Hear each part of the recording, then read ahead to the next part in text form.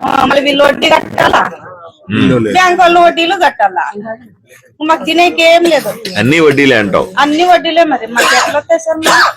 ఇల్లు కూడా ఇల్లు ఇలే. అన్ని వడ్డీలు, ఇల్లు లేదు. 2000 పోయిన వారం వచ్చినాను సార్. నాది 2017లో ఇట్లా ఇంటికి కట్టాను, ₹1,00,000 కట్టినాను.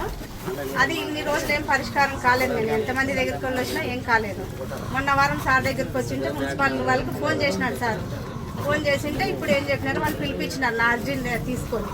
పిలిపించామా, నీ నెంబర్ అయితే అట్లే ఉంది, ఎక్కడికి వెళ్ళలేదు, కాకపోతే వర్క్ నడుస్తుంది, నడిచిన జూన్కి అంతా ఇస్తామని చెప్పినారు.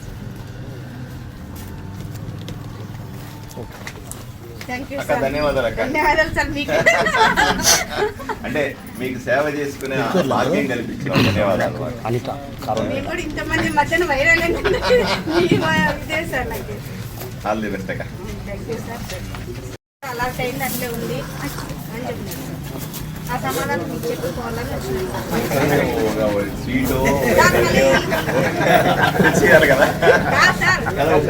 ఫస్ట్ మా ఇల్లే ఓపెన్ చేయాలా, మీకు ఖచ్చితంగా కావాలనే నా ఉద్దేశం ఉంది సార్.